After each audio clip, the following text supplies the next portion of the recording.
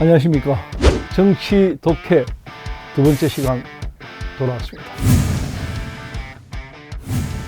오늘이 14일차 단식인데 출구 전략이 필요하지 않나요? 이제는 영장 치는 시간만 남았거든요. 이재명 대표 입장은 그럴 겁니다. 나는 예전부터 체포동의안이 들어오면 이걸 거부하고 당당히 법원 가서 영장심사를 받겠다 이야기를 했기 때문에 그걸 한 번 더 밝히든지 아니면 이 무도한 검찰의 조작, 온몸으로 거부하기 위해서 단식을 했기 때문에 결국 우리 당이 이것을 잘 알아서 판단해 줄 것이다, 믿는다, 이렇게 메시지를 던지는 거죠. 그러면 지금 박범계 의원이 주축이 돼가지고 이재명 대표 명분 살리기에 엄청 나서고 있거든요. 그러니까 이런 부분을 통해서 이제 체포동의안을 부결시키거나 만약에 가결이 된다 해도 그때쯤 되면 20일쯤 넘은 단식 기간에 만신창이가 되어 있을 거니까 법원에 그런 몸으로 영장실질심사를 받으러 갔을 때 과연 어느 판사가 구속을 시키겠는가, 이런 것들을 노릴 겁니다. 또 단식 기간이 길어지면 길어질수록 이재명 대표의 사법 리스크로 빚어졌던 당내 갈등들이 봉합되는 것이 많은 효과가 있기 때문에 그 부분을 충분히 노리고 있다, 이렇게 해석이 됩니다. 검찰 조사 때 영상 녹화를 거부하고 공문 날인도 자신이 한 게 아니라고 했는데 서명도 거부했죠. 이재명 대표는 시종일관 모든 대장동이라든지 성남FC라든지 선거자금이라든지 대북송금이라든지 모든 문제, 자신과 연결된 모든 문제를 다 조작이라고 이야기합니다. 검찰 조사를 받으러 갔을 때 앞에서 자기의 입장문을 밝히고 그 다음에 들어가서는 거의 딴소리 하는 겁니다. 우리 많이 봤잖아요. 뭘 물어보면, 기자들이 뭘 물어보면 이재명 대표는 항상 딴소리를 하거든요. 대북 송금 이화영 대표 사인했습니까? 기자들이 물으면 사인한 공문이 있지 않습니까? 이러면 그건 무슨 소리예요? 이화영 혼자서 한 것이에요. 이렇게 동문서답하고, 검찰 조사에 아무리 가서 이틀 동안 했다 해도 거기에 날인하는 것은 자기 말대로 검찰의 조작 수사, 여기에 자기가 인정하는 꼴이기 때문에 절대 서명 안 한다. 그 원칙을 그대로 지키고 있다, 이렇게 보면 됩니다. 이제는 넘어가서 바로 이제 이번 주 가장 핫한 현안인 김만배, 신학님, 이 커피 게이트. 김만배, 신학님을 왜 커피 게이트라고 부르나요? 김만배와 신학님이 인터뷰를 했던 시점부터 6개월 동안 쟁여 있다가 대선 3일 전에 이걸 숙성시켜가지고 터뜨리는데, 그 인터뷰의 주 내용, 핵심 내용은 사실 윤석열 주임검사가 커피를 타줬다.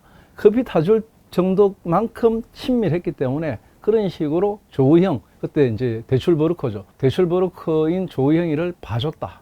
대장동의 몸통은 이재명이 아니고 윤석열이다. 이런 프레임으로 가기 위해서 이 인터뷰를 했기 때문에 이건 바로 커피 타줬다, 이 하나의 단어로서 다 넘어가는 것이고요. 실제로 이 인터뷰가 나온 3월 6일 시점부터 김어준, 주진우, 좌파 방송들의 주축 멤버들이 계속 이 문제를 커피로 이야기합니다. 윤석열 커피, 윤석열 커피, 이렇게 계속 프레임을 만들거든요. 그러니까 이게 낙인 효과가 돼가지고 한 사흘 동안 윤석열 커피가 이야기가 됐고, 실제로 이재명 대표도 대선 그 방송에서 나오기 전에 그런 이야기를 했잖아요. 커피 타주셨습니까? 이런 이야기 했잖아요. 그 정도로 커피 이야기 하나로서 그냥 다 이 사건을 덮으려고 했다, 이렇게 볼 수 있고요.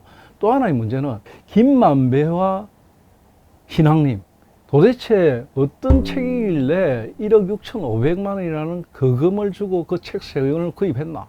이거 이상하다, 이런 이야기가. 이상하죠. 당연히 이상한데 이거는 신학님의 결정적인 실수라고 봐요. 왜냐하면 신학님이 이 부분에 대한 이야기를 할 때 자기가 책값을 받은 게 1억 6,500만이다. 그리고 그걸 계약서를 또 6개월 전에 작성한 걸로 썼거든요. 그런 정황들이 결국은 자기 함정을 판 것이고, 사실은 그렇다기보다는 자기가 오랫동안 민주화 언론 운동을 했기 때문에 민주 언론 운동에 대한 어떤 협찬이라든지 그런 도움을 주기 위해서 어떤 받았다든지 이런 식으로 이야기하는 게 훨씬 더 설득력이 있었을 건데, 책값 3권에 1억 6,500만 원. 그런 책값 없거든요. 지금 여러 방송에 나오잖아요. 한용운 초판부 님의 친구기 그 정도 가격이다. 그런 이야기 나올 정도로 이야기하고 있는데 말이 안 되는 소리고, 사실은 김만배와 신학님이라는 이 두 사람은 오래고 깊은 관계거든요. 신학님은 한국일보 1970년대에 아마 입사했을 것이고, 김만배는 1980년대에 아마 입사했을 것입니다.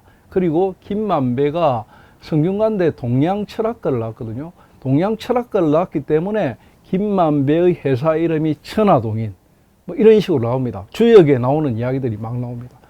그게 그냥 나온 게 아니거든요. 그러니까 김만배가 가지고 있는 이 천화동인이라든지 뭐 대장동을 하면서 8천억 원을 벌어들인 이 거금을 가지고 엄청난 인맥을 만들고 자기 세력을 확장합니다. 그 가운데 한 사람이 신학님이었고, 신학님은 언론계에서 언론노조위원장도 했고, 뭐 여러 뉴스타파도 있었고, 여러 가지 미디어 오늘도 있었고 했기 때문에, 이런 부분에 대해서 언론의 어떤 장악력 이런 게 있기 때문에 이 김만배의 레이더에 포착이 됐고, 그래서 바로 공작에 들어갔던 것이다. 이런 부분을 확실히 한번 해석해 드리고 싶었습니다. 오늘 방송 마무리해 주시죠. 네, 오늘 방송 핵심은 역시 이번 정치 독해는 두 가지입니다. 이재명의 단식, 마무리 수순 어떻게 갈 것인가. 모든 것을 거부해버리는 이 거부의 달인 이재명 대표가 이제는 출구 전략을 스스로 찾을 것입니다. 이 출구 전략과 검찰의 어떤 영장 청구, 그리고 법원이 이것을 어떻게 할 것인가, 또 국회에서는 이걸 어떻게 할 것인가, 이런 부분에 대한 미묘한 기싸움, 이걸 우리가 좀 지켜봐야 되고요. 김만배와 신학님, 이 두 사람의 커피로 얽혀있는 이 게이트, 이것은 소도술 일이기 때문에 게이트 하나 자체로서 이 김만배와 신학님, 이 두 사람은 이제 세상에서 아무도 그들의 말을 믿지 않는 그런 상황이 되었다. 이렇게 정리하려고 합니다. 자, 다음 주에 김진영의 정치 독해 세 번째 시간으로 다시 찾아뵙겠습니다. 안녕히 계십시오.